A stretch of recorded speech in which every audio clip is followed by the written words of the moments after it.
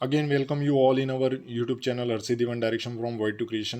पिछला जो वीडियो था उसमें हमने टेंस के बारे में और उसका एक टाइप इनडिफिनाइट टेंस के बारे में हमने डिस्कस किया था। आज के वीडियो में हम कंटिन्यूस टेंस में स्ट्रक्चर कैसे होता है उसके बारे में डिस्कस करेंगे। कंटिन्यूस टेंस में भी हम हर एक टेंस को बार बार पहले प्रेजेंट कंटिन्यूस टेंस, फिर पास्ट कंटिन्यूस टेंस और लास्ट में फ्यूचर कंटिन्यूस टेंस के जो रूल स्ट्रक्चर है उसके बारे में वीडियो में डिस्कस करने वाले। हमारा वही कंटिन्यू रहेगा। तीन सेंटेंसेस देखेंगे हम, एफर्मेटिव सेंटेंस, नेगेटिव सेंटेंस और इंटेरोगेटिव सेंटेंस।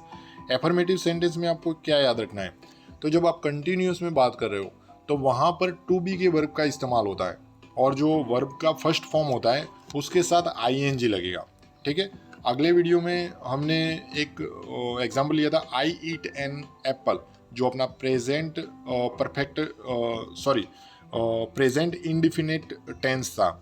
आज की हम वीडियो में डिस्कस कर रहे हैं प्रेजेंट कंटिन्यूस टेंस में।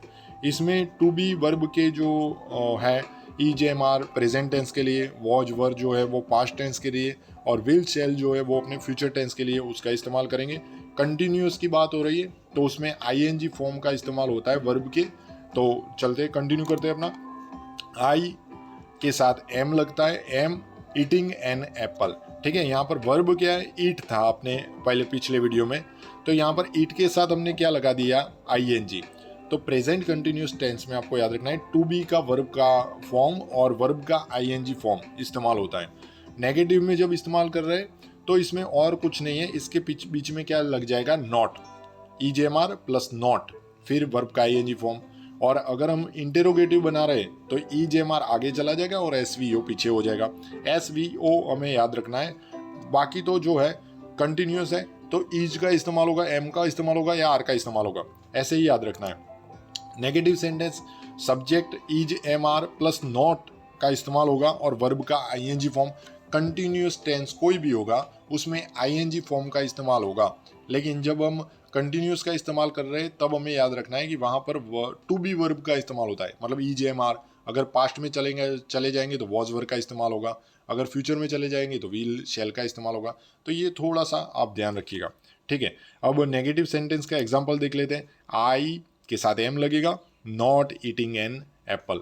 एम जो है ये आई के साथ ही इस्तेमाल होता है, किसी और सब्जेक्ट के साथ इस्तेमाल नहीं होता है। ठीक है, अब इसका हम इंटेरोगेटिव सेंटेंस बना दें। इंटेरोगेटिव सेंटेंस में क्या हो जाएगा, EJMR जो है टू बी वर्ब है वो आगे आ जाएंगे, SVO। कंटिन्यूस की बात कर रहे हैं तो वी कौन सा फॉर्म हो जाएगा, ING फॉर्म हो जाएगा। ठीक है, प्रेजेंट की बात कर रहे हैं EJMR हो जाएगा, SVO तो लगेगा ही। तो यहाँ पर आई के साथ हम किसका इस्तेमाल कर रहे हैं, एम का इस्तेमाल कर रहे हैं, am I eating an apple. तो ये जो स्ट्रक्चर था वो था अपना प्रेजेंट कंटिन्यूस टेंस के लिए। अब हम डिस्कस करेंगे पास्ट कंटिन्यूस टेंस के लिए। सेम पास्ट कंटिन्यूस टेंस के लिए आपको याद रखना है एफर्मेटिव सेंटेंस SVO, लेकिन कंटिन्यूस की बात हो रही है तो ING आएगा और पास्ट की बात हो रही है तो वॉज और वर आएगा। ठीक है, आपको ध्यान रखना है कंटिन्यूस की जब भी बात होगी ING होगा, पास्ट होगा तो वॉज वर होगा, प्रेजेंट होगा तो EJMR होगा। ठीक है, एग्जाम्पल ले लेते हैं अपना। आई के साथ सिंगुलर में वॉज का इस्तेमाल होगा, eating an apple, I was eating an Apple. Negative में क्या हो जाएगा, सेम वॉज वर के पीछे क्या लग जाएगा, नॉट लग जाएगा और ये कंटिन्यू रहेगा। तो नेगेटिव में हो जाएगा subject plus was were plus not, verb का ING फॉर्म, ऑब्जेक्ट। ठीक है, I was not eating an apple. ठीक है, सेम ही है, बस नेगेटिव है तो बीच में क्या आ गया, नॉट। अब इंटेरोगेटिव, इंटेरोगेटिव में क्या याद रखना है, SVO पीछे हो जाएगा, वॉज वर आगे आ जाएगा। अगर प्रेजेंट होगा तो EJMR आगे आ जाएगा। तो इंटेरोगेटिव में वॉज वर कहाँ गया, आगे आ गया, सब्जेक्ट कहाँ चला गया, SVO। कंटिन्यूस है तो वर्ब का कौन सा फॉर्म आ जाएगा, ING वाला, और वॉज वर क्योंकि पास्ट है।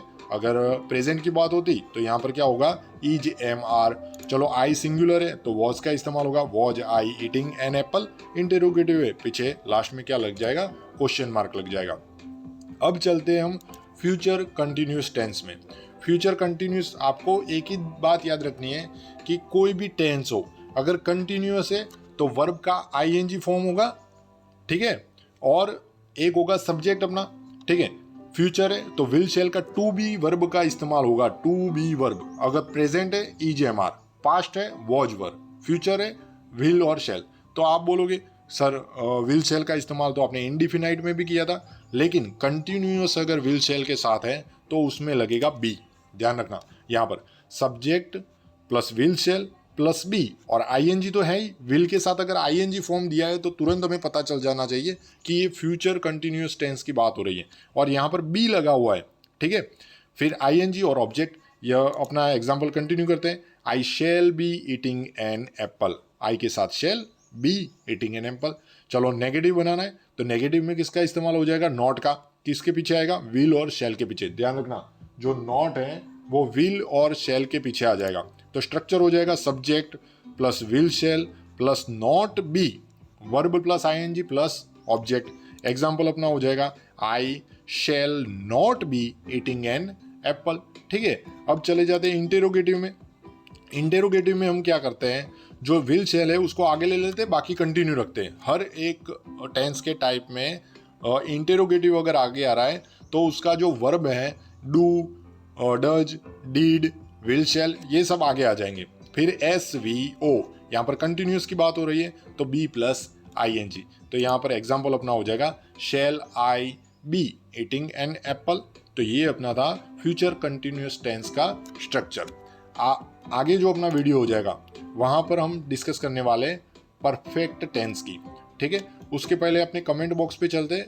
आपको लिखना है type of tenses are, tenses के कौन से टाइप होते हैं। एक और क्वेश्चन आपके लिए रेडी है। क्वेश्चन है अपना how many tenses are there. ध्यान रखिएगा ना, क्वेश्चन समझिएगा फिर आंसर दीजिएगा। How many tenses are there.